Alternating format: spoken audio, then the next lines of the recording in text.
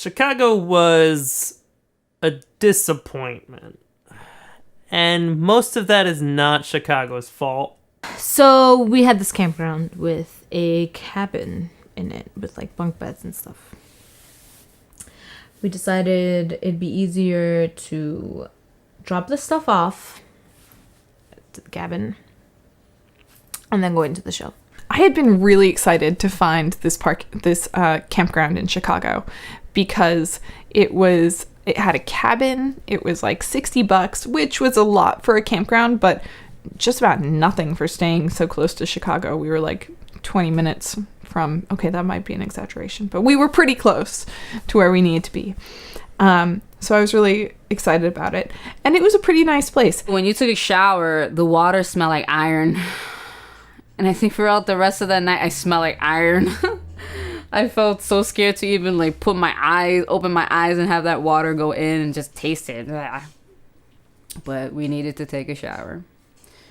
And then when you walked, the stinked, and it was just, I don't know, it was just a weird, it was like one of those fake campgrounds and stuff. Like, it wasn't like natural, I guess.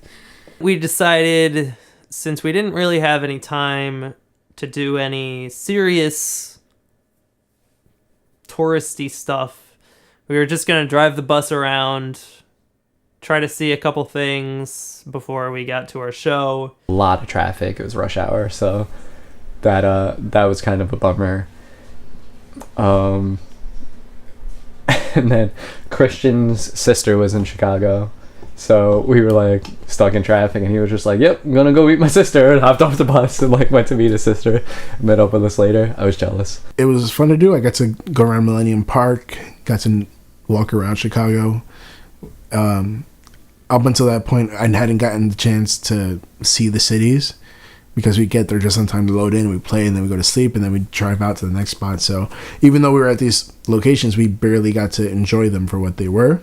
So this was the first night that we stayed in a house. We had been on the road for like 4 or 5 nights, and we basically just lived in the bus. You know, we set up tents one night, but really all of our stuff was in the bus.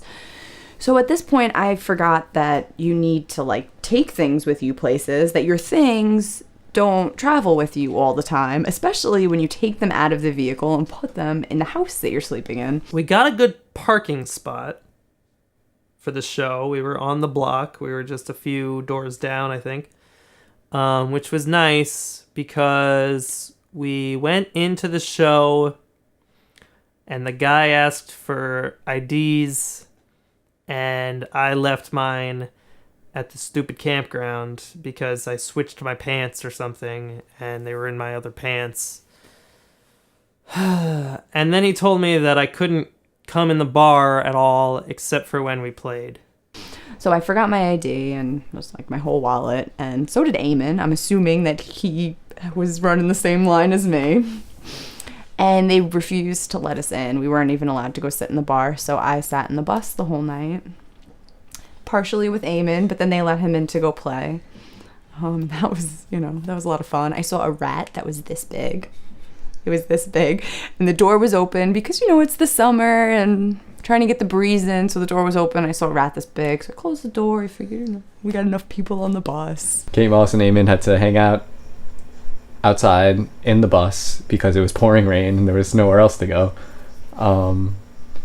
In fact, Eamon and I tried to go like around the corner to this like it was supposed to be like an arcade with like old video games and like bookstore, record store kind of thing, and it turned out it was a bar also on top of all those other things. So when we tried to get in there, they ID'd us, and they were like ID, and we were just like, oh.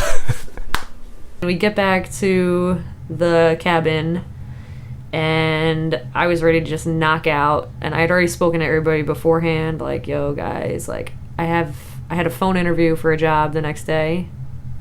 I was like, yo guys, I need to be asleep by this time because I actually have to wake up way earlier because we're in like 2 different time zones at this point.